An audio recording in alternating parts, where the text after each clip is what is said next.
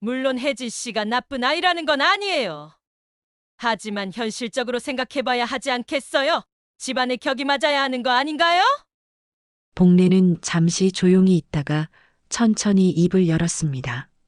손녀 혼자 키우느라 다 팔았어요. 집도, 땅도. 그 말이 끝나고 제 심장은 낯선 박동으로 요동쳤습니다. 감히 아무 말도 할 수 없었습니다. 모든 소리가 멀어지고 오직 할머니의 숨소리만 들리는 듯 했습니다. 그 침묵 속에서 할머니의 손등 위로 깊게 패인 세월의 주름을 보았습니다. 그제야 깨달았습니다. 그분이 버텨온 시간은 단지 가난의 무게가 아니라 사랑이라는 이름으로 스스로를 감춘 고요한 투쟁이었다는 것을요.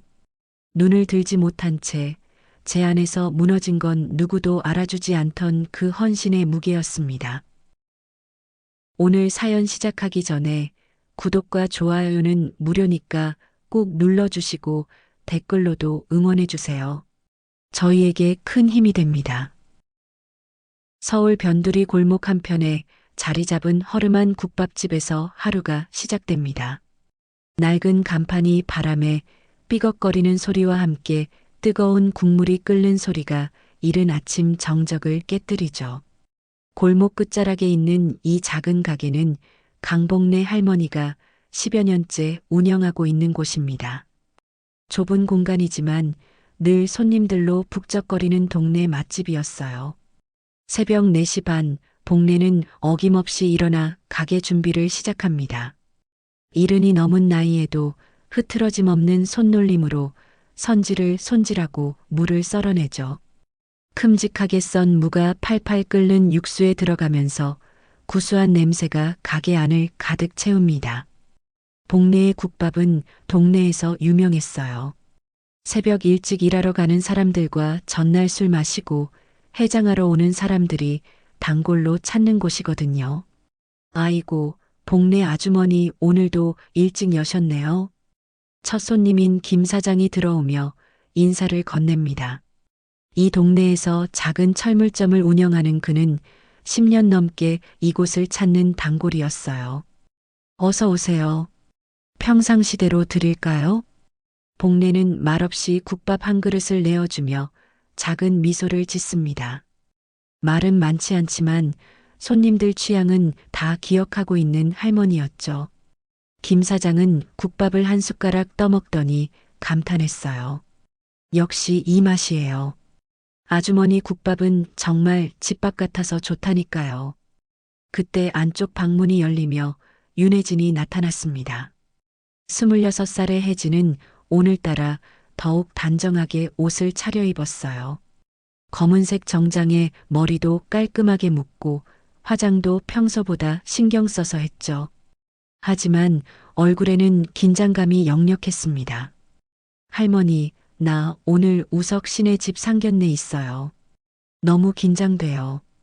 혜진이 서둘러 가방을 매며 할머니에게 말을 건넵니다. 거울 앞에서 몇 번이나 옷매무새를 다듬었지만 여전히 불안해 보였어요. 처음 있는 일이라 어떻게 행동해야 할지도 모르겠고 상대방 부모님이 자신을 어떻게 생각할지도 걱정이었거든요. 쓸데없이 떠들지 말고 조신하게나 해. 복례 할머니는 뜨거운 국물을 저으며 무뚝뚝하게 대답합니다. 평생 고생만 한 흔적이 고스란히 남아있는 거친 손으로 국자를 휘젓는 모습이 익숙했죠. 감정을 잘 드러내지 않는 성격이지만 손녀를 걱정하는 마음만큼은 깊었어요. 할머니, 그래도 오늘은 중요한 날이에요. 우석 씨 부모님께 첫인상이 중요하잖아요. 혜진은 할머니의 차가운 말투에도 익숙했습니다. 어려서부터 할머니 손에서 자란 혜진에게 할머니는 엄마이자 아빠이자 전부였거든요. 부모님을 7살에 잃고 할머니와 단둘이 살아온 지 벌써 19년이 되었어요. 그동안 할머니는 손녀 하나 키우기 위해 모든 걸 바쳐왔죠. 첫인상이고 뭐고 사람은 본래 모습이 나오게 마련이야. 괜히 꾸미고 난리치지 마라. 복례의 말에 김 사장이 끼어들었어요. 아이고, 혜진이 상견례 있는 날이에요? 그럼 할머니도 같이 가셔야죠. 아니에요. 할머니는 바쁘시니까 제가 혼자 가려고요. 혜진이 대답하자 김 사장은 고개를 저었습니다. 그게 어딨어요? 상견례는 양 집안이 만나는 자리인데 혼자 가면 안 되죠. 복례 아주머니, 오늘은 가게 일찍 닫고 가셔야 해요. 하지만 복례는 관심 없다는 듯이 고개를 저었어요. 난 집에서 기다리고 있을 테니까 너만 가거라. 괜히 나까지 나서서 뭘 하겠니? 혜진은 가난하지만 성실하게 살아왔습니다. 고등학교 때부터 아르바이트를 시작해서 대학교와 대학원까지 모두 장학금으로 다녔죠. 편의점, 카페, 과외까지 안 해본 일이 없을 정도예요. 새벽에는 신문 배달을, 오후에는 편의점 아르바이트를, 저녁에는 과외를 하며 하루하루를 빡빡하게 살아왔거든요. 그렇게 벌어들인 돈으로 생활비를 충당하고 할머니 국밥집 운영비도 보탰어요. 내가 대학원까지 나온 게 다 할머니 덕분이에요. 이제 제가 할머니를 편하게 해드릴 차례죠. 혜진은 항상 이런 말을 했습니다. 할머니에게 효도하고 싶다고, 더 이상 고생시키고 싶지 않다고요. 정우석과 사귀게 된 것도 그런 이유였어요. 대학원에서 만난 우석은 집안이 괜찮다고 했거든요. 결혼하면 할머니도 편하게 해드릴 수 있을 거라 생각했죠. 복례 할머니는 묵묵히 국밥을 끓이며 사는 게 다 그런 거다라는 말을 입버릇처럼 했어요. 힘든 일이 있어도 좋은 일이 있어도 항상 같은 말이었죠. 감정을 드러내지 않는 할머니의 성격을 혜진은 잘 알고 있었지만 때로는 답답하기도 했어요. 그런데 동네 사람들은 늘 수군거렸습니다. 복례 아주머니 예전엔 장사도 안 하셨잖아. 대체 뭘 하고 살았던 거야? 그러게 말이야. 손녀딸 데려와서 갑자기 국밥집을 시작하더니 지금까지 하고 있잖아. 손녀딸 대학원까지 보낸 걸 보면 돈은 좀 있나 봐.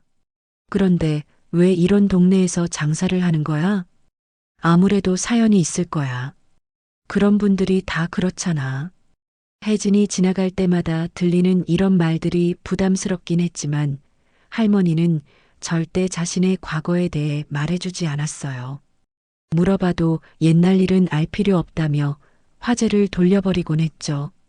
혜진은 할머니가 자신을 위해 많은 걸 포기했다고 생각했어요. 그래서 더욱 죄송하고 고마운 마음이었습니다. 할머니, 우석 씨는 정말 좋은 사람이에요. 저를 진심으로 좋아해 주시고 집안도 괜찮다고 하더라고요. 아버님이 작은 회사를 운영하신다고 했어요. 복례는 혜진의 말을 들으며 마음이 복잡했습니다. 손녀가 행복해하는 모습을 보는 건 기뻤지만 상견례라는 자리가 부담스러웠거든요. 지금까지 조용히 살아온 일상이 흔들릴까봐 걱정이었어요. 할머니, 그럼 저 먼저 갈게요. 회사에서 반차 내고 오후에 상견례 참석할 거예요. 저녁에 결과 알려드릴게요. 혜진이 밝은 얼굴로 인사를 하며 가방을 둘러맸어요. 복례는 고개만 끄덕이며 대답했죠. 하지만 혜진이 나가는 뒷모습을 바라보는 할머니의 눈빛에는 걱정이 가득했습니다. 세상이 손녀에게 과연 따뜻할지, 자신이 지켜온 평범한 일상이 깨지지는 않을지 염려스러웠거든요. 국밥집 문이 닫히자 복례는 깊은 한숨을 내쉽니다. 오늘 혜진의 상견례가 잘 되기를 바라면서도 한편으론 불안한 마음을 감출 수 없었어요. 20여 년 동안 지켜온 평온한 일상이 오늘을 기점으로 변할지도 모르니까요. 오후 2시 서울 강남 한복판에 위치한 고급 한정식집 청송원 앞에 혜진이 도착했습니다. 유리창 너머로 보이는 화려한 실내 장식과 정갈하게 차려진 테이블들이 눈에 들어왔어요. 입구에서부터 고급스러운 분위기가 물씬 풍겼죠. 평소 혜진이 가본 적 없는 곳이라 더욱 긴장했습니다. 손바닥에 땀이 날 정도였어요. 안녕하세요, 혜진 씨. 입구에서 정우석이 혜진을 반겼습니다. 29살의 우석은 단정한 네이비 정장 차림으로 평소보다 더욱 진중해 보였어요. 하지만 혜진을 보자 긴장한 듯 어색한 미소를 지었죠. 우석 씨, 부모님은 이미 오셨나요? 네, 안에서 기다리고 계세요. 걱정 마세요.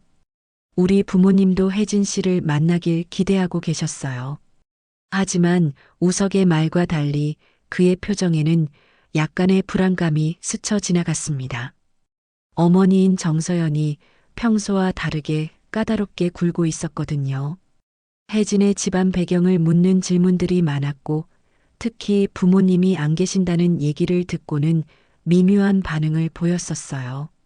그런데 할머니는 안 오셨나요? 우석이 주변을 둘러보며 물었습니다. 할머니는 몸이 편찮으셔서 못 오신다고 하셨어요. 대신 제가 잘 인사드리겠습니다. 혜진은 거짓말을 했습니다. 할머니가 오고 싶어 하지 않는다는 말을 할 수는 없었거든요. 우석은 아쉬워하며 고개를 끄덕였어요. 한정식 집 안으로 들어가자 송악이라는 이름의 넓은 방에 정우석의 부모님이 앉아 계셨습니다.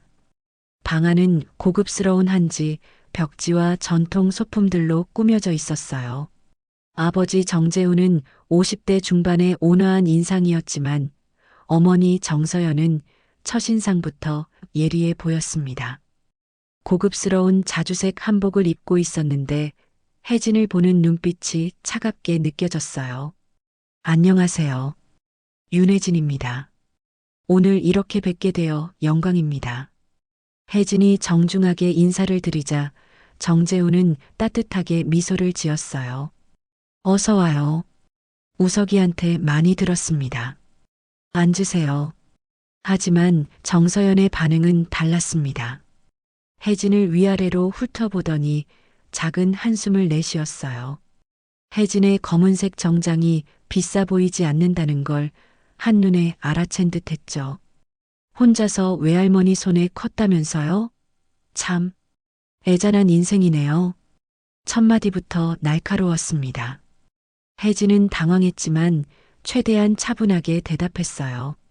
네, 할머니께서 저를 정말 잘 키워주셨습니다. 감사하게 생각하고 있어요. 대학원까지 나왔다고 들었는데 할머니가 학비를 다 대주셨나요? 국밥집 하시면서 그게 가능했을까요? 정서연의 질문은 점점 더 직접적이 되었습니다. 정재훈이 여보, 그만해요라며 말리려 했지만 이미 분위기는 험악해졌어요. 아르바이트도 많이 했고 장학금도 받았어요. 할머니께서 고생 많이 하셨죠. 혜진이 조심스럽게 대답하자 정서연은 코웃음을 쳤습니다. 그래도 기본적인 뒷배경은 있어야 하는 것 아닌가요? 결혼이라는 게 단순히 두 사람만의 문제가 아니잖아요. 집안과 집안이 만나는 거니까. 그때 갑자기 문이 열리며 강복래가 들어왔습니다. 평소 입던 낡은 옷 대신 검은색 정장을 입고 있었지만 여전히 소박해 보였어요. 머리도 단정하게 빗어 넘겼지만 고급스럽지는 않았죠. 혜진은 깜짝 놀라며 일어났습니다. 할머니, 어떻게 오셨어요? 손녀 상견례에 할머니가 빠질 수 있나? 복래는 조용히 자리에 앉으며 정우석 부모님께 인사했어요. 안녕하세요. 혜진이 할머니 강복래입니다. 늦어서 죄송합니다. 정서연은 복래를 보더니 더욱 못마땅한 표정을 지었습니다. 평범한 할머니의 모습에서 무시할 만한 상대라고 판단한 듯 했어요. 어르신, 손녀가 좋은 집안과 인연을 맺게 되어 기쁘시겠어요. 그런데 솔직히 말씀드리면 저희도 고민이 많습니다. 무슨 말씀이신지요? 복래가 차분하게 물었지만 정서연은 거침없이 말을 이어갔어요. 우석이는 저희 외아들이거든요.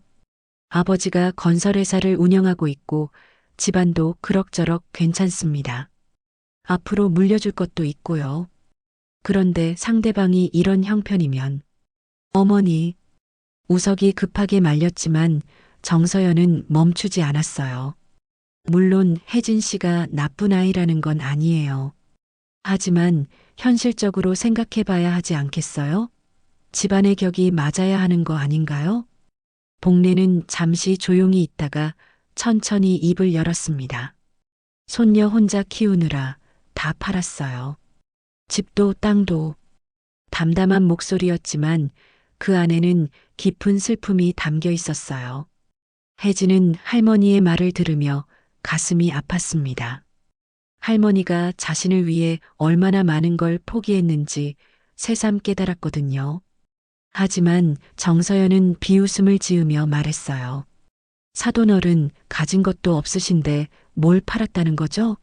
적어도 우리 가족은 체면은 챙기고 삽니다. 순간 좌석이 조용해졌습니다. 혜진은 얼굴이 빨갛게 달아올라 고개를 푹 숙였어요. 자신 때문에 할머니가 모욕을 당하는 것 같아 견딜 수 없었거든요. 정우석도 어머니의 말에 당황해하며 아무 말도 하지 못했습니다. 정재훈이 급하게 나서려 했지만 정서연은 계속 말을 이어갔어요. 어르신, 솔직히 말씀드릴게요. 저희 우석이는 앞으로 회사를 물려받을 예정이에요.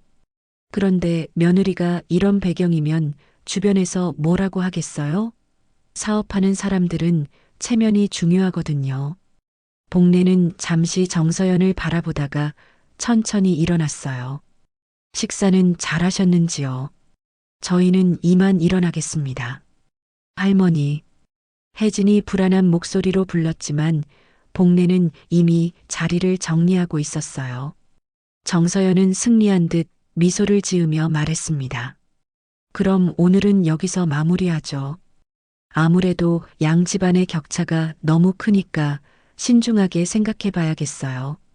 정재훈이 미안한 표정으로 말리려 했어요. 여보, 그렇게 말하면 안 되지. 하지만 이미 분위기는 돌이킬 수 없었어요. 혜진은 눈물을 참으며 할머니를 따라 일어났습니다. 우석은 혜진을 붙잡으려 했지만 정서연의 차가운 시선 때문에 망설였죠. 혜진 씨, 미안해요. 제가 다시 말씀드릴게요. 하지만 혜진은 고개를 저으며 할머니와 함께 한정식 집을 나왔습니다. 복례의 표정은 여전히 평온했지만 혜진은 할머니가 얼마나 상처받았을지 걱정이었어요. 자신 때문에 할머니가 모욕을 당했다는 생각에 마음이 무거웠습니다. 한정식 집 밖으로 나온 두 사람은 한동안 말없이 걸었어요. 강남대로의 시끄러운 소음 속에서도 두 사람 사이의 침묵이 유독 깊게 느껴졌죠. 복례가 먼저 입을 열었습니다. 괜찮다. 원래 그런 사람들이야. 하지만 혜진은 눈물을 흘리며 말했어요. 할머니, 미안해요. 제가 잘못 판단했어요. 우석 씨가 좋은 사람이라고 생각했는데. 복례는 손녀의 어깨를 토닥이며 말했습니다. 사는 게 다 그런 거다. 한정식 집을 나온 할머니와 혜진은 강남대로를 따라 천천히 걸었습니다. 오후 햇살이 따가웠지만 두 사람의 마음은 더욱 무거웠어요.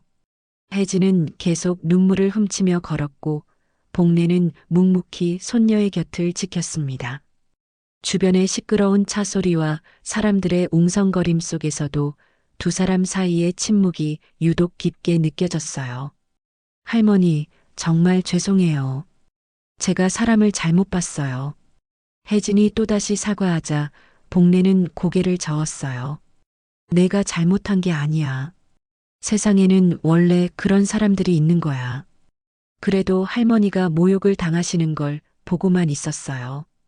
제가 더 당당하게 말씀드렸어야 했는데. 복례는 걸음을 멈추고 혜진을 바라봤습니다. 손녀의 얼굴에 흐르는 눈물을 손수건으로 닦아주며 조용히 말했어요.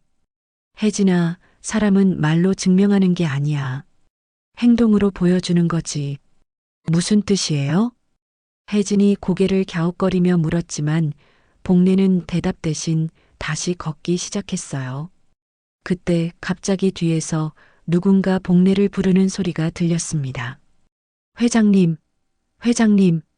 두 사람이 돌아보니 검은색 정장을 입은 중년 남성이 숨을 헐떡이며 달려오고 있었어요. 50대 초반으로 보이는 그 남성은 복례를 보자 깊숙이 고개를 숙이며 정중하게 인사했습니다. 회장님, 이런 곳에서 뵙게 될 줄 몰랐습니다. 연락도 없이 외출하시면 저희가 곤란합니다. 혜진은 깜짝 놀라며 할머니와 그 남성을 번갈아 봤어요. 회장님이라는 호칭이 이상했거든요. 할머니는 국밥집을 하시는 분인데 왜 회장님이라고 부르는 걸까요?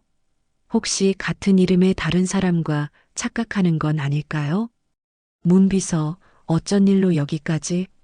복례가 평상시와 다른 목소리로 물었습니다. 국밥집에서 보던 따뜻하고 소박한 할머니의 모습이 아니라 차분하고 위험 있는 모습이었어요. 목소리 톤부터가 완전히 달랐죠. 오늘 오후 3시에 중요한 이사회 미팅이 있으셨는데 연락이 안 되어서 찾아다녔습니다. 혹시 무슨 일이라도 있으셨나요? 문비서라고 불린 남성이 걱정스럽게 물었어요. 그러고는 혜진을 보며 정중하게 인사했습니다. 안녕하세요. 복례홀딩스 문재현 비서실장입니다. 혜진은 더욱 당황했어요. 복례홀딩스? 할머니와 관련된 회사가 있다는 건가요? 그것도 비서실장이 있을 정도로 큰 회사인 것 같은데요. 이 모든 상황이 꿈 같았어요. 할머니, 이게 무슨 일이에요? 복례홀딩스가 뭔가요? 왜 이분이 할머니를 회장님이라고 부르시는 거예요? 혜진이 연달아 질문을 쏟아내자 복례는 잠시 망설이더니 깊은 한숨을 내쉬었어요. 오랫동안 숨겨온 비밀이 드러나는 순간이었죠. 문 실장, 차 가져왔나? 네, 바로 앞에 대기하고 있습니다. 문 비서가 손을 들어 신호를 보내자 길 건너편에서 검은색 리무진이 천천히 다가왔습니다. 번호판을 보니 일반 번호가 아니라 서울 1가1이라는 특별한 번호였어요. 리무진이 두 사람 앞에 부드럽게 멈추자 하얀 장갑을 낀 운전기사가 내려서 정중하게 차문을 열었습니다. 회장님, 안녕하세요. 운전기사도 복례에게 고개를 숙여 인사했어요. 혜진은 눈을 크게 뜨며 놀랐어요. 이런 고급차를 실제로 본 것도 처음이고 할머니와 연결시켜 생각해 본 적도 없었거든요. 리무진의 검은 차체가 햇빛에 반짝거리며 주변 사람들의 시선을 끌었어요. 회장님, 이동하실 시간입니다. 문 비서가 복례에게 정중하게 말했습니다. 마치 오랫동안 해온 일상적인 일처럼 자연스러웠어요. 복례는 혜진을 바라보며 말했어요. 혜진아, 같이 가자. 할머니, 이게 정말 할머니 차예요? 회장님이라고 부르는 건 또 뭐고요? 제가 뭔가 잘못 이해하고 있는 건 아니죠? 혜진이 혼란스러워하며 계속 질문했지만 복례는 차에 오르며 조용히 말했습니다. 이젠 됐어. 다 보여줬으니. 혜진도 어리둥절한 채로 리무진에 올랐어요. 리무진 안은 혜진이 상상했던 것보다 훨씬 더 고급스러웠습니다. 크림색 가죽 시트에 각종 편의시설들이 갖춰져 있었고 작은 냉장고와 바, 테이블, 심지어 작은 텔레비전까지 있었죠. 차 안 공간이 일반 승용차 2대를 합친 것만큼 넓었어요. 할머니, 이 모든 게 정말 할머니 것이에요? 복례는 창밖을 바라보며 대답했어요. 그래, 다 내 거야. 복례홀딩스라는 회사도 내가 만든 거고. 그럼 할머니는 정말 회장님이세요? 그런데 왜 지금까지 국밥집을 하셨어요?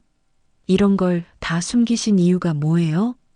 혜진의 연달아 쏟아지는 질문에 복례는 쓴웃음을 지었습니다. 너 때문이야. 내가 세상의 격차에 상처받지 않길 바랐거든. 저 때문에요? 무슨 말씀이세요? 내가 어려서부터 부유한 환경에서 자랐다면 지금처럼 순수하고 착한 마음을 가질 수 있었을까? 돈의 힘을 알았다면 사람을 진심으로 대할 수 있었을까? 복례의 말에 혜진은 할 말을 잃었어요. 할머니가 자신을 위해 그런 깊은 생각까지 했다는 걸 처음 알았거든요. 리무진은 강남 한복판의 고층 빌딩 앞에 멈췄습니다. 30층이 넘어 보이는 현대적인 건물 입구에는 복례홀딩스라는 금색 글씨로 된 큰 간판이 당당하게 붙어 있었어요. 혜진은 그 간판을 보며 현실감이 없었습니다. 할머니 이름이 들어간 회사가 이렇게 큰 빌딩에 있다니요. 빌딩 로비로 들어가자 대리석으로 치장된 넓은 공간이 나타났어요. 정면에는 복례홀딩스의 연혁과 사업 영역을 보여주는 대형 디스플레이가 있었고 양쪽 벽면에는 각종 수상 내역들이 전시되어 있었습니다. 로비에 있던 직원들이 모두 복례에게 정중하게 인사했어요. 회장님, 안녕하세요. 회장님, 오늘 이사회 미팅 자료 준비해 두었습니다. 회장님, 내일 정부 관계자 미팅 일정 확인 부탁드립니다. 혜진은 이 모든 상황이 믿기지 않았어요. 아침까지만 해도 국밥집에서 앞치마를 두르고 계시던 할머니가 이렇게 큰 회사의 회장이라니요. 마치 다른 세상에 온 것 같았어요. 전용 엘리베이터를 타고 최고층인 33층에 올라가자 넓은 회장실이 나타났습니다. 통유리창으로 된 사무실에서는 한강과 서울 시내가 한눈에 내려다 보였어요. 벽면에는 각종 공로상과 대통령 표창장, 그리고 복례가 젊었을 때 여러 인사들과 찍은 사진들이 걸려 있었습니다. 큰 회장 책상 뒤에는 고급스러운 가죽 의자가 놓여 있었고 한쪽에는 응접실도 마련되어 있었어요.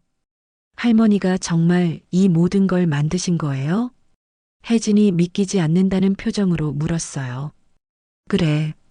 1970년대 작은 상점에서 시작해서 여기까지 왔어. 복례는 창가에 서서 말했습니다. 그 모습이 아침에 국밥집에서 보던 할머니와는 완전히 달랐어요. 위엄 있고 당당한 성공한 사업가의 모습이었죠. 회장실에서 복례는 창밖을 바라보며 깊은 생각에 잠겼습니다. 혜진은 여전히 이 모든 상황이 믿기지 않아 두리번거리고 있었어요. 벽에 걸린 사진들을 하나하나 살펴보던 혜진의 눈에 낯익은 얼굴이 들어왔습니다. 할머니, 이 사진 속 젊은 여성이 할머니세요? 혜진이 가리킨 사진에는 1980년대로 보이는 젊은 복례가 당시 대통령과 함께 악수를 나누는 모습이 담겨 있었어요. 그 옆에는 여성 기업인 대상 수상이라는 금색 액자가 걸려 있었죠. 또 다른 사진에는 복례가 큰 건물 앞에서 테이프 커팅을 하는 모습도 있었어요. 그래, 그때가 35살 때였나? 복례가 그 사진을 바라보며 옛 추억에 잠긴 듯 말했어요.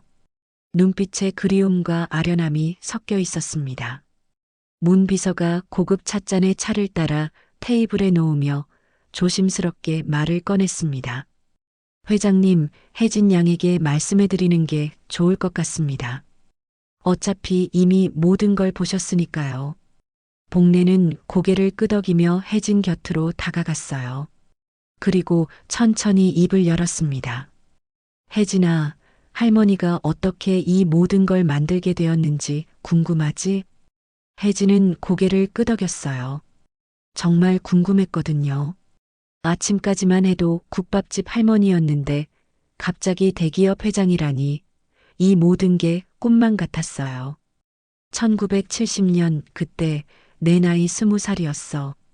경상북도 시골에서 올라와 남대문 시장에서 작은 옷가게를 시작했지. 복례는 응접 소파에 앉으며 이야기를 시작했어요. 혜진도 그 옆에 앉아 할머니의 말에 집중했습니다. 문 비서는 조용히 자료 정리를 하며 들었어요. 그때는 여자가 혼자 장사한다는 게 정말 쉬운 일이 아니었어. 남자들은 여자를 우습게 봤고 동업자들도 속이려고 했지. 하지만 난 살아야 했거든. 부모님도 일찍 돌아가시고 의지할 곳이 하나도 없었으니까. 문 비서는 조용히 낡은 앨범을 꺼내 혜진에게 보여줬어요. 그 안에는 젊은 복례가 작은 가게 앞에서 찍은 흑백 사진들이 있었습니다. 20살의 복례는 지금과는 전혀 다른 모습이었지만 눈빛만큼은 지금과 똑같이 강했어요. 가게 간판에는 복례 양장점이라고 손으로 쓴 글씨가 보였습니다. 처음에는 정말 힘들었어. 하루 종일 서 있어도 옷 한 벌 팔지 못하는 날이 많았고 먹을 것도 제대로 없어서 라면으로만 때우는 날이 대부분이었지. 잠자리도 제대로 없어서 가게 뒤편 조그만 방에서 잤어. 혜진은 할머니의 이야기를 들으며 마음이 아팠어요. 지금의 성공한 모습 뒤에 그런 고생이 있었다니요. 그런데 어떻게 이렇게 큰 회사까지 만드신 거예요? 혜진이 궁금해하며 물었어요. 끈기와 눈썰미였지. 그때 손님들이 어떤 옷을 원하는지, 유행이 어떻게 바뀔지 밤낮 없이 관찰했어. 남대문 시장 이곳저곳을 돌아다니며 어떤 옷이 잘 팔리는지 연구했지. 그리고 남들보다 조금씩 빨리 준비했어. 복례는 또 다른 사진을 가리키며 계속해서 이야기했어요. 1970년대 말의 사진에는 조금 더 커진 가게에서 여러 직원들과 함께 있는 복례의 모습이 담겨 있었어요. 1975년쯤 되니까 가게가 조금씩 안정되기 시작했어. 그때 도매업으로 확장했지. 다른 가게들의 옷을 공급하기 시작한 거야. 그리고 1980년대에는 자체 브랜드를 만들어서 전국에 매장을 열었어. 문 비서가 또 다른 자료를 펼쳐 보여줬어요. 1980년대 신문 기사들이었는데 젊은 여성 사업가 복례 씨 전국 매장 확장이라는 제목의 기사도 있었어요. 정말 대단하세요. 그 시대에 여성이 그런 일을 해내시다니. 혜진이 감탄하며 말했어요. 쉽지 않았어. 은행에서 대출 받을 때도 여자라는 이유로 거절당하기 일쑤였고 사업 파트너들도 처음에는 믿지 않았지. 하지만 포기하지 않았어. 결과로 보여주면 되니까. 복례는 1990년대 사진을 가리키며 말했어요.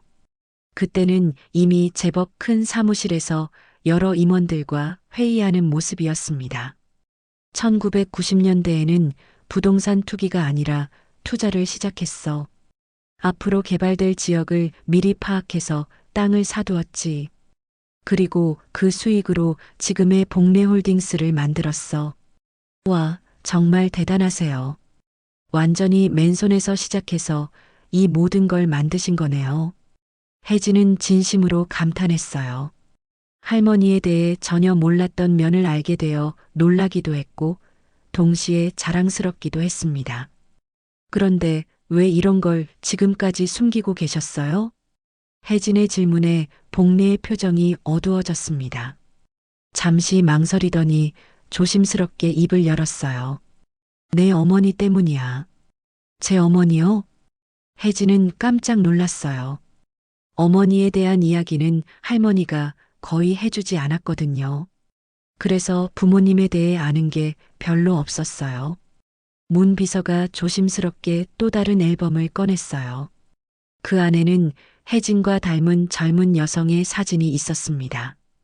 밝게 웃고 있는 모습이 지금의 혜진과 정말 닮아 있었어요. 내 어머니 이름은 윤미영이었어. 정말 예쁘고 똑똑한 아이였지. 대학도 서울대를 나왔고 영어도 잘했어. 복례의 목소리가 부드러워졌어요. 딸을 생각하는 어머니의 마음이 느껴졌습니다. 어머니는 할머니가 사업가라는 걸 알고 계셨나요? 그럼 당연히 알고 있었지. 미영이는 대학 졸업 후에 우리 회사 기획팀에서 일하기도 했어. 정말 능력이 좋았지. 혜진은 처음 듣는 이야기에 놀랐어요. 어머니가 할머니 회사에서 일했다는 건 전혀 몰랐거든요. 그런데 미영이가 26살 때 한 남자를 만났어. 내 아버지였지. 복례의 표정이 더욱 어두워졌어요. 뭔가 좋지 않은 기억이 떠오르는 것 같았습니다. 아버지는 어떤 분이셨어요? 처음에는 평범한 직장인이었어. 성실해 보이고 미영이를 진심으로 사랑하는 것 같았지. 나쁜 사람은 아니었어. 복례는 잠시 말을 멈추고 차를 한 모금 마셨어요. 하지만 우리 집안의 불을 알고 나서 서서히 변하기 시작했어. 문 비서가 조용히 차를 따라주며 복례의 이야기를 들었어요. 이 이야기는 문 비서도 오랫동안 들어온 것 같았습니다. 처음에는 미영이를 진심으로 사랑한다고 했어. 결혼할 때까지도 그런 줄 알았지. 하지만 결혼 후 몇 달 지나서부터 돈을 요구하기 시작했어. 사업 자금이 필요하다며 계속 큰 돈을 달라고 했지. 그래서 어떻게 하셨어요? 미영이가 행복해하니까 도와줬지. 몇 번이고 큰 돈을 내줬어. 하지만 그 남자는 그 돈으로 주식 투기를 했어. 부동산 투기도 하고 결국 모든 걸 잃고 엄청난 빚만 남았지. 복례는 창밖을 바라보며 계속 말했어요. 그때부터 미영이가 변하기 시작했어. 자신 때문에 가족이 고생한다며 자책했지. 그리고 내가 태어난 후 몇 년 뒤 복례의 목소리가 더욱 작아졌어요.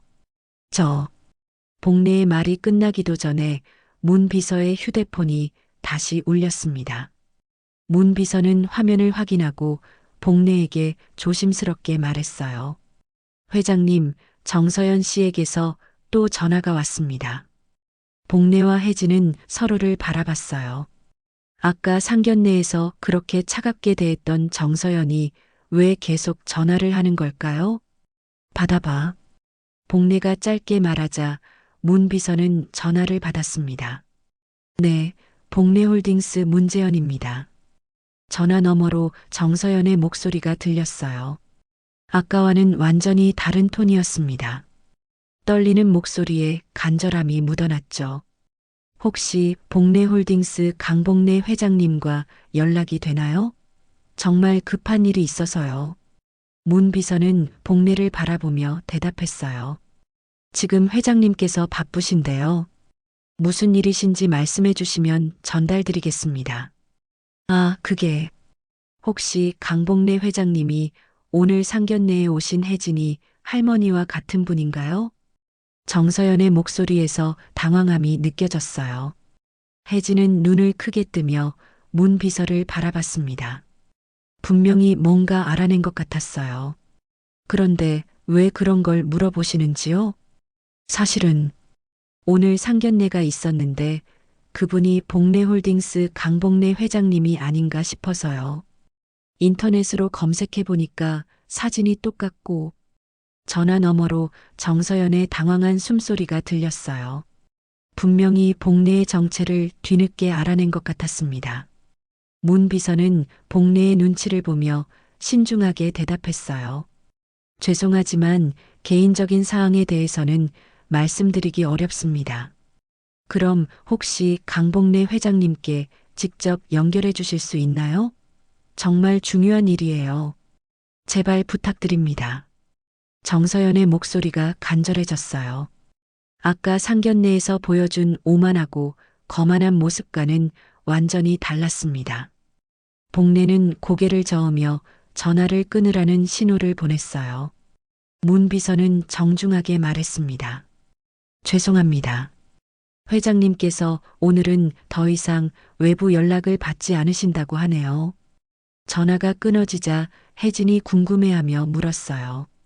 할머니, 저 사람이 할머니 정체를 알아낸 것 같은데요. 그런 것 같구나. 예상했던 일이야. 복례는 담담하게 대답했지만 이미 예상했던 일이라는 듯 전혀 놀라지 않았어요. 한편 강남의 고급 아파트 거실에서 정서연은 컴퓨터 화면을 응시하며 손을 떨고 있었습니다. 인터넷 검색으로 찾아낸 복례홀딩스 관련 기사들과 사진들이 화면을 가득 채우고 있었어요. 경제신문에 실린 복례의 사진과 오늘 상견례에서 본 그 할머니가 완전히 같은 사람이었습니다. 여보, 여보, 빨리 와봐요. 정서연이 남편 정재훈을 급하게 불렀어요. 목소리에 혼란함이 묻어났죠. 정재훈은 서재에서 급하게 나와 아내의 다급한 목소리에 놀랐습니다. 무슨 일이야? 왜 그렇게 난리야? 오늘 상견례에서 만난 혜진이 할머니 말이야. 그분이 복래홀딩스 강복래 회장이었어. 정재훈은 무릎이 풀리며 의자에 털썩 주저앉았어요. 복래홀딩스는 건설업계에서도 손꼽히는 대기업이었거든요. 자신들이 운영하는 중소건설회사보다 몇십 배는 큰 회사였어요. 그럴 리가. 그분이 국밥집을 하신다고 했잖아. 완전히 평범한 할머니 같았는데. 나도 처음에는 믿을 수 없어서 몇 번이나 확인했어.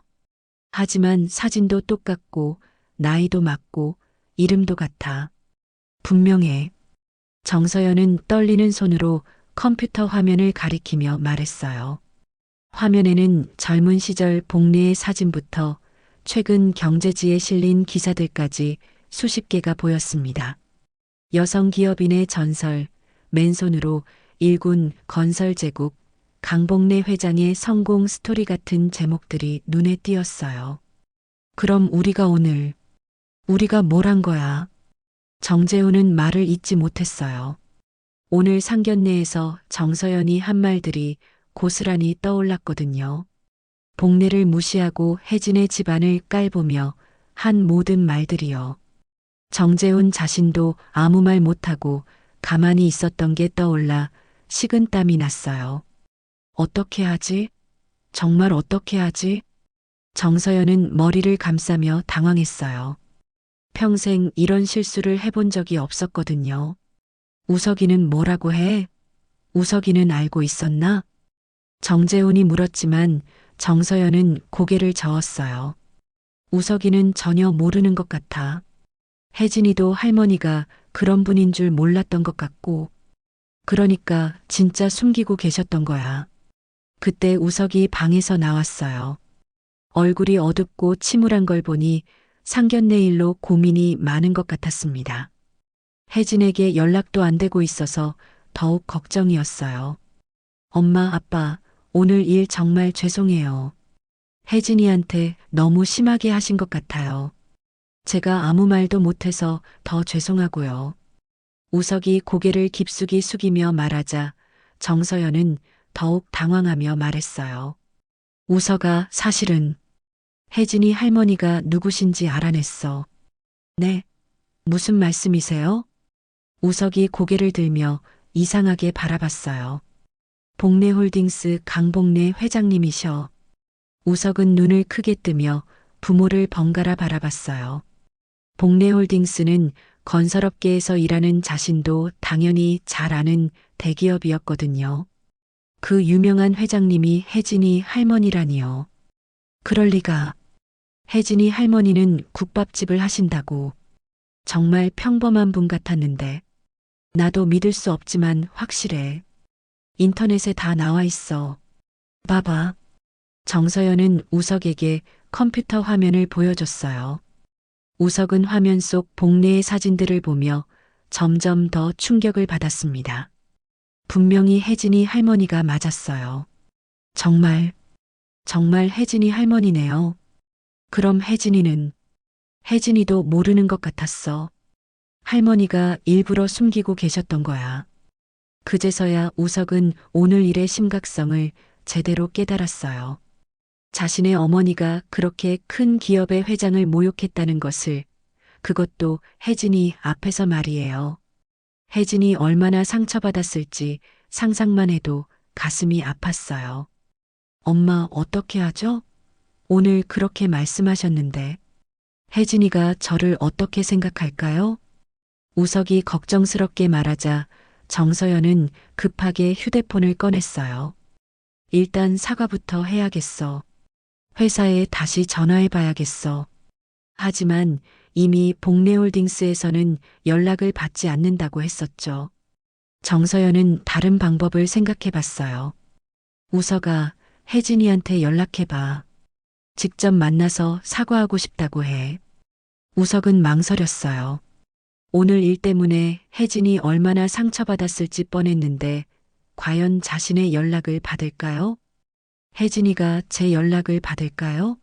저도 오늘 아무 말도 못했는데 혜진이 입장에서는 저도 똑같이 보일 거예요. 그래도 해봐야지. 이대로 둘 수는 없어. 우석이 인생이 달린 문제야. 정서연이 다급하게 말하자 우석은 떨리는 손으로 혜진에게 전화를 걸었어요. 하지만 혜진은 전화를 받지 않았습니다. 몇 번을 걸어도 마찬가지였어요. 안 받아요. 문자라도 보내봐.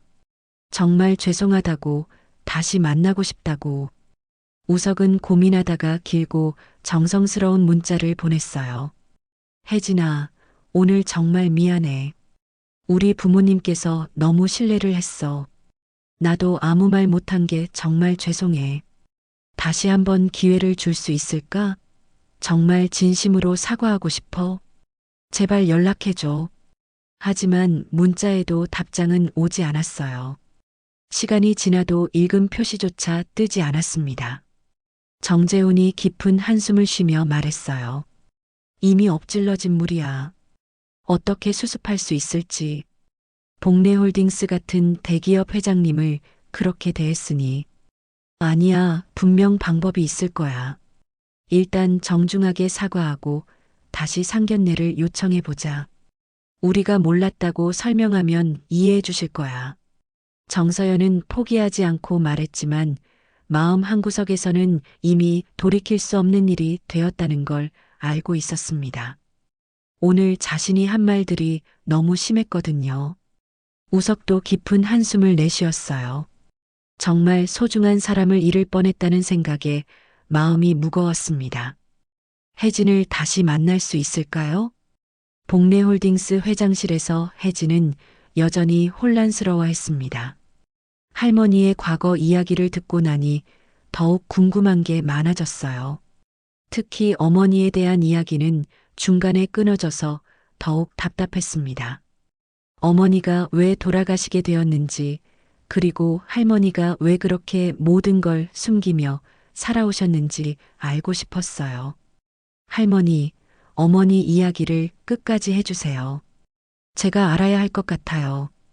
혜진이 조심스럽게 말하자 복래는 잠시 망설였어요. 오랫동안 숨겨왔던 이야기를 꺼내는 게 쉽지 않았거든요. 하지만 이제는 때가 온 것 같았습니다. 혜진아, 내가 정말 알아야 할 때가 된 것 같구나.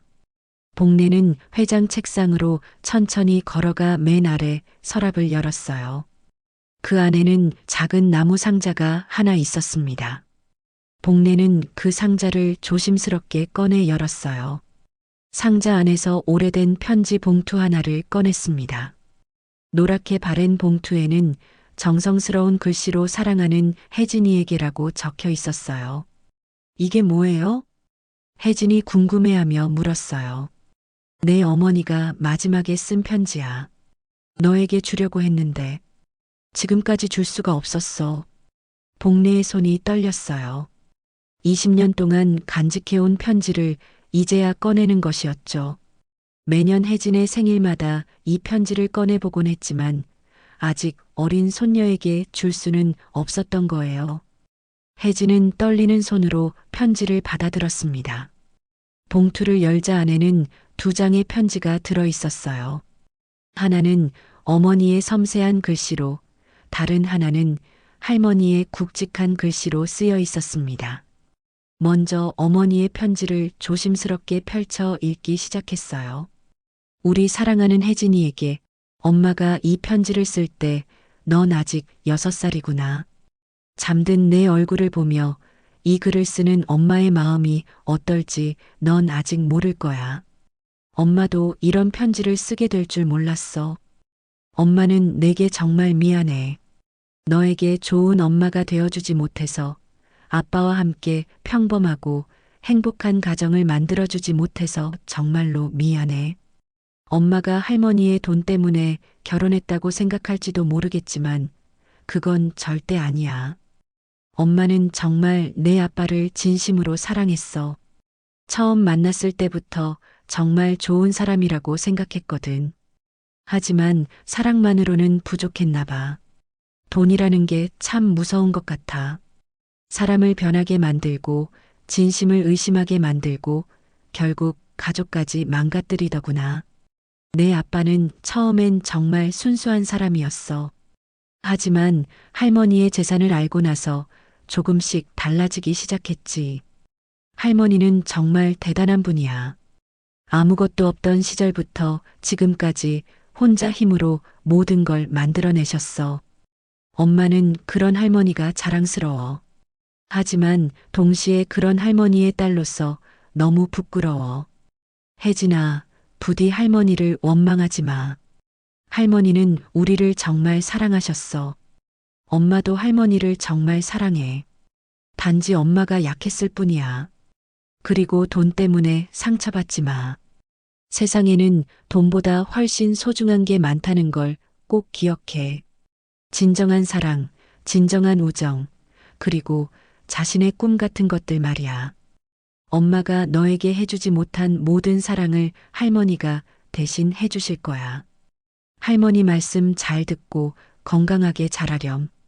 그리고 엄마보다는 할머니를 더 닮기를 바라.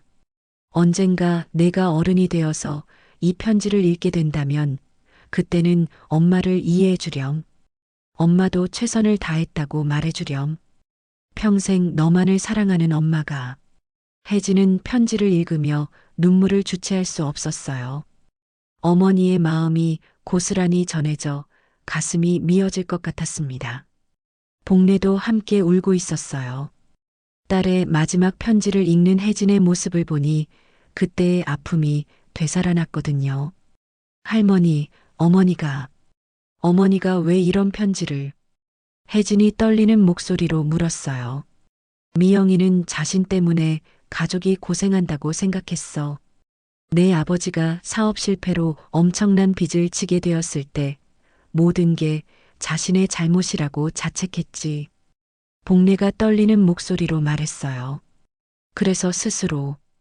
혜진이 말을 잇지 못하자 복례는 무겁게 고개를 끄덕였어요.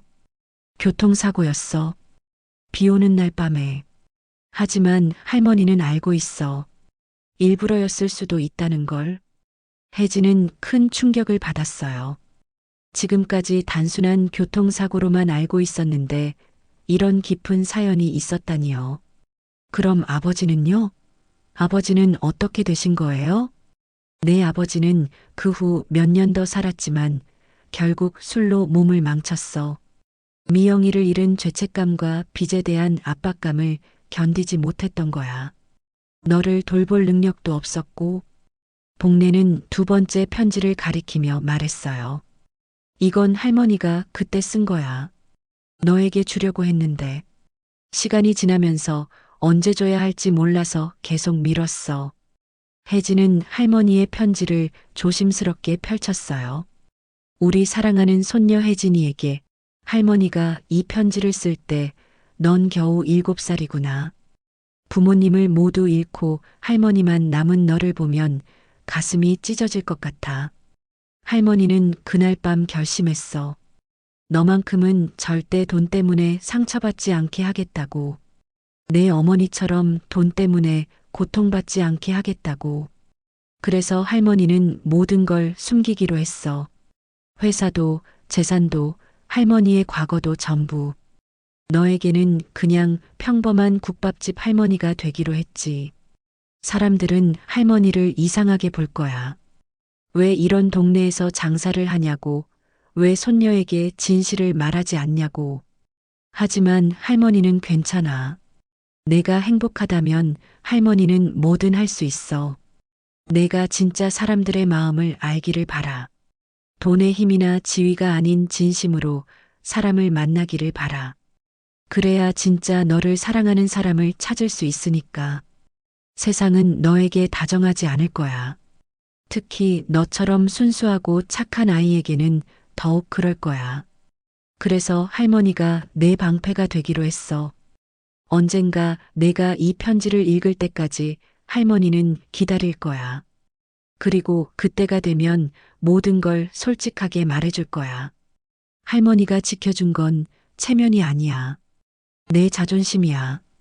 내가 당당하게 살아갈 수 있는 힘을 길러준 거야. 돈에 의존하지 않고도 스스로 서서 살아갈 수 있도록. 평생 너만을 생각하며 사는 할머니가.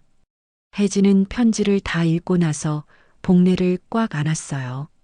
목이 메어 말이 나오지 않았습니다. 할머니, 정말 정말 고마워요. 저를 위해 이렇게 많은 걸, 이렇게 오랫동안. 이젠 알겠지? 할머니가 왜 그랬는지. 복례도 혜진을 꽉 안으며 눈물을 흘렸어요. 20년 동안 품고 있던 마음을 드디어 전할 수 있게 되어 안도감이 들었습니다. 그때서야 혜진은 완전히 깨달았습니다. 할머니가 지켜준 건 단순한 체면이 아니라 진짜 자존심이었다는 거요. 돈의 힘에 의존하지 않고도 당당하게 살아갈 수 있는 진짜 힘을 길러준 거였어요. 할머니, 그럼 오늘 그 사람들이 한 말은 전혀 중요하지 않은 거네요. 그래, 이제 상관없어. 내가 진짜 사람들의 마음을 제대로 알게 되었으니까. 복례는 창밖을 바라보며 말했어요. 오늘 그 사람들을 보면서 할머니는 확신했어. 내가 돈의 힘을 알고 있었다면 분명 저런 사람들과 어울렸을 거야. 하지만 넌 순수한 마음으로 사람을 만났지. 혜진은 고개를 들고 할머니를 똑바로 바라봤어요.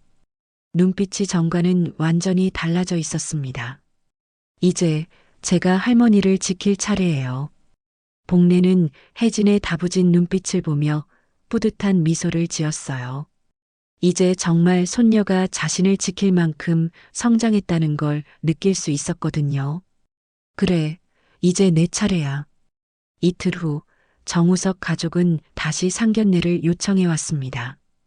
이번에는 정서연이 직접 복례홀딩스에 찾아와 무릎을 꿇고 사과했어요.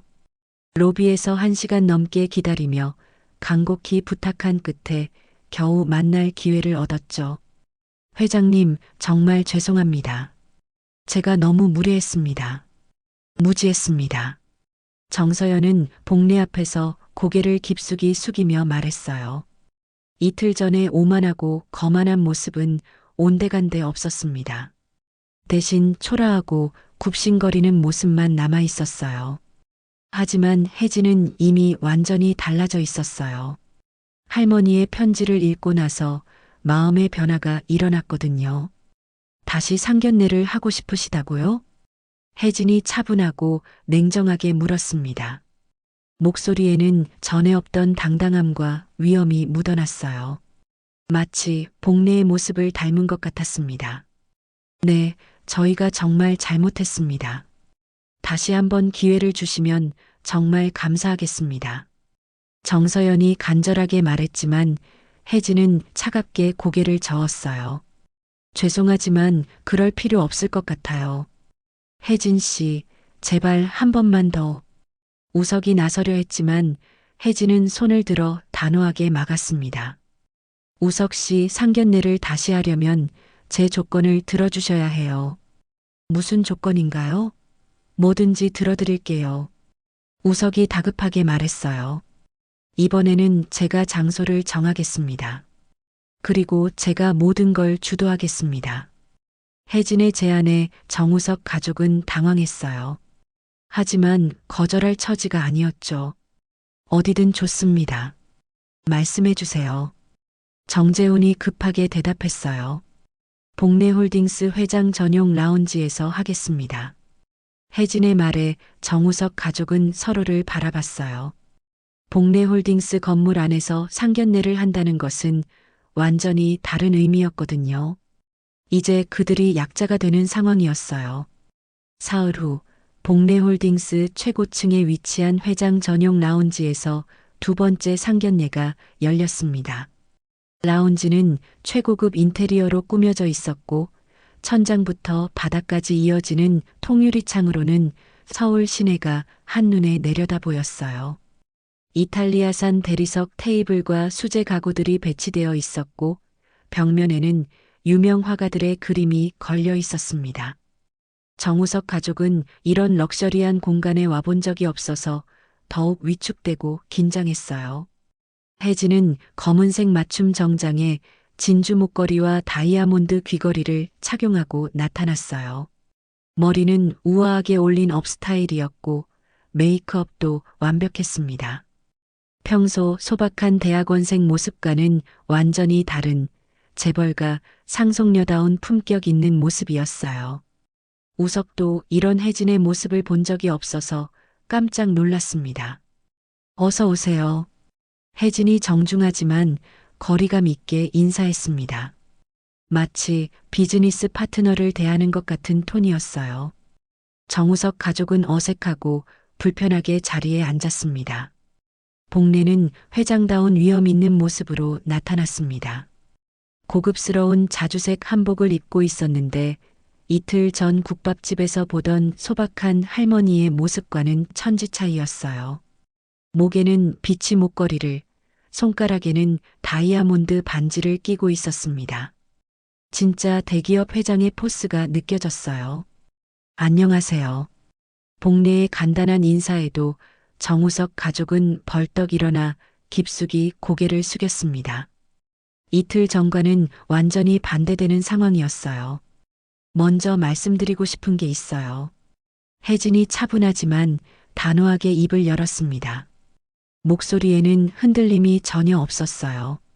저는 제가 가진 것 때문에 사랑받고 싶지 않습니다. 정우석 가족은 할 말을 잃었어요. 너무 직설적인 말에 당황했거든요.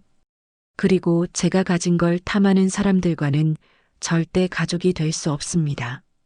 혜진의 단호한 말에 우석이 당황하며 급하게 변명했어요.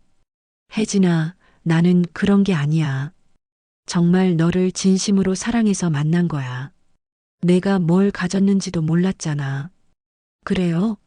그럼 제가 복례홀딩스 상속자가 아니라 정말 평범한 국밥집 손녀딸이라고 해도 똑같이 사랑한다는 거죠? 혜진의 날카로운 질문에 우석은 망설였어요. 대답하지 못하고 있었죠. 답이 늦네요. 확신이 없으시나 봐요. 혜진의 차가운 말에 정서연이 급하게 나섰습니다. 혜진 씨, 저희가 정말 잘못했어요. 처음에 몰랐으니까 그런 거지. 이제는 몰랐으니까 무례해도 된다는 건가요? 혜진이 정서연의 말을 끊으며 차갑게 반문했어요. 저희 할머니를 무시하고 저희 집안을 깔보신 건 할머니가 누구신지 몰라서가 아니에요. 그냥 약자라고 생각해서 그러신 거죠. 정서연은 할 말을 잃었어요. 혜진의 말이 전곡을 찔렀거든요. 만약 할머니가 정말 국밥집 할머니셨다면 어떻게 하실 생각이었어요? 계속 무시하고 깔보실 거였나요? 아니면 저와 우석 씨의 결혼을 반대하실 거였나요? 혜진의 연이은 질문에 정우석 가족은 아무 대답도 할 수 없었어요.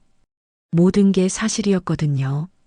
복례가 조용하지만 무게감 있게 말했어요. 혜진이 말이 맞습니다. 사람은 가진 것으로 평가받아서는 안 되죠. 그리고 가진 것이 없다고 해서 무시받아서도 안 됩니다. 회장님, 정말 죄송합니다. 저희가 너무 잘못 생각했습니다. 정재훈이 깊숙이 고개를 숙이며 사과했지만 이미 늦었어요. 혜진은 우석을 똑바로 바라보며 말했어요. 우석 씨, 저는 우석 씨가 좋았어요. 대학원에서 처음 만났을 때부터 정말 좋은 사람이라고 생각했어요. 우석의 눈에 잠깐 희망이 생겼어요. 하지만 가족은 다르더라고요. 그리고 무엇보다 혜진이 잠시 말을 멈추고 우석을 날카롭게 바라봤어요. 우석 씨도 그때 아무 말씀 안 하셨잖아요. 저와 할머니가 모욕당하는데 그냥 가만히 계셨어요. 우석은 고개를 숙였어요. 혜진의 말이 완전히 맞았거든요. 저는 제 편에 서줄 사람이 필요해요. 할머니가 무시당할 때 함께 화내줄 사람이, 저를 지켜줄 사람이 필요하다고요. 혜진의 말에 우석은 아무 대답도 할 수 없었어요. 결혼은 두 사람만의 문제가 아니라고 하셨죠? 맞아요. 그래서 더욱 신중해야 하는 거예요. 집안과 집안이 만나는 거니까 서로 존중할 수 있는 사이여야 하는 거예요. 혜진은 우아하게 일어서며 마지막 말을 했어요. 저는 진심으로 저를 사랑하는 사람, 그리고 제 가족을 존중해주는 사람과 결혼하고 싶어요. 조건이나 배경을 보고 접근하는 사람이 아니라요. 정서연이 급하게 일어났어요. 혜진 씨, 저희가 완전히 변할게요. 정말 달라질게요. 다시 기회를 주세요. 변하실 필요 없어요. 원래 모습 그대로 사시면 돼요. 다만 저희와는 근본적으로 맞지 않는 것 같아요. 혜진의 단호한 말에 정우석 가족은 더 이상 할 말이 없었어요. 우석이 마지막으로 떨리는 목소리로 말했어요. 혜진아, 정말 미안해. 내가 너무 부족했어. 용기가 없었어. 혜진은 우석을 차분하게 바라보며 말했어요. 우석 씨도 좋은 사람 만나세요. 정말 잘 어울리는 분 만나서 행복하게 사시길 진심으로 바래요. 우석은 더 이상 할 말이 없어 고개를 숙이며 자리에서 일어났어요. 정우석 가족은 아쉬움과 후회를 안고 라운지를 떠났습니다. 복례가 혜진 곁으로 다가와 자랑스럽게 말했어요. 정말 잘했어. 당당하고 멋있었어. 할머니, 제가 너무 차갑게 한 건 아닐까요? 아니야. 내가 당당하게 자신을 지킨 거야. 이제 정말 어른이 된 것 같구나. 한 달이 지난 어느 아침, 강복래는 다시 변두리 골목 국밥집 앞에 서 있었습니다. 새벽 5시, 평소와 다름없는 시간이었어요. 하지만 이번에는 혼자가 아니었습니다. 혜진이 함께 있었거든요. 할머니, 정말 괜찮으세요? 다시 국밥집을 하신다고? 혜진이 걱정스럽게 물었어요. 복래홀딩스 회장실에서 지낸 지난 한 달 동안 혜진은 할머니가 다시 국밥집으로 돌아가겠다고 했을 때 깜짝 놀랐거든요. 그래, 이게 내 자리야. 복래는 낡은 간판을 바라보며 미소를 지었어요.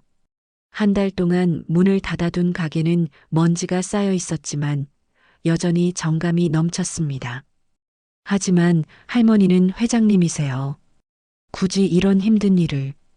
혜진아, 할머니가 행복한 곳이 어디인지 아니? 복래가 혜진을 바라보며 물었어요. 여기요. 혜진이 작은 목소리로 대답했어요. 지난 한 달 동안 회장실에서 지내는 할머니를 보면서 느꼈거든요.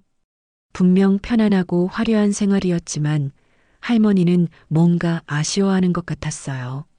맞아. 할머니는 이곳에서 너와 함께 보낸 시간이 가장 행복했어. 복래는 가게 문을 열며 말했어요. 오랜만에 맡는 국밥집 냄새가 그리웠습니다. 그럼 복래홀딩스는 어떻게 하실 거예요? 문 비서가 잘하고 있어. 가끔 중요한 일만 결정하면 돼. 복래는 앞치마를 두르며 말했어요. 한 달 만에 다시 입는 앞치마가 편안했습니다. 저도 도와드릴게요. 혜진이 말하자 복래는 고개를 저었어요. 넌 내일 해. 대학원 마저 끝내고 내가 하고 싶은 일 찾아. 하지만 할머니 혼자서는. 혼자가 아니야. 너도 회사 일 배워야 하고. 복래는 혜진을 바라보며 말했어요. 복래홀딩스를 물려받을 준비를 해야지. 혜진은 깜짝 놀랐어요. 할머니가 갑자기 회사를 물려받으라고 하다니요. 저는 아직 준비가 안 됐어요. 천천히 배우면 돼. 하지만 이제 알아야 할 때가 됐어. 복래는 육수를 끓이기 시작했어요.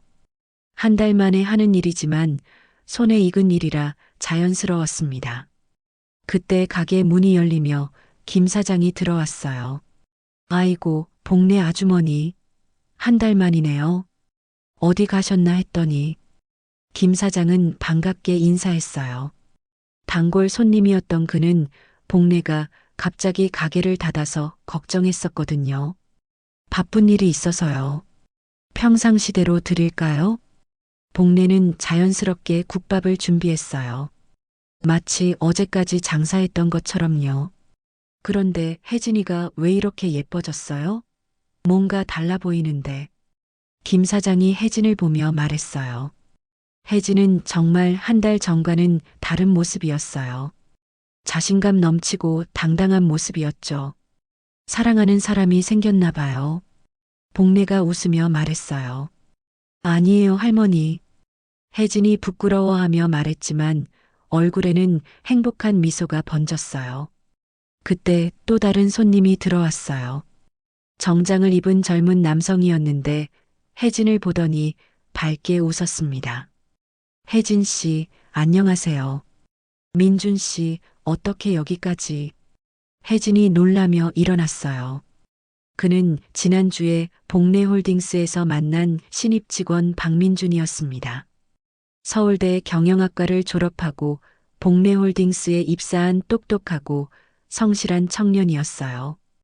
혜진 씨가 할머니 국밥집이 맛있다고 해서 한번 와보고 싶었어요. 민준이 정중하게 인사하며 말했어요. 복례는 민준을 보며 마음에 들어했어요. 예의 바르고 진실해 보였거든요. 어서 앉으세요. 뭘 드릴까요? 국밥 한 그릇 부탁드려요.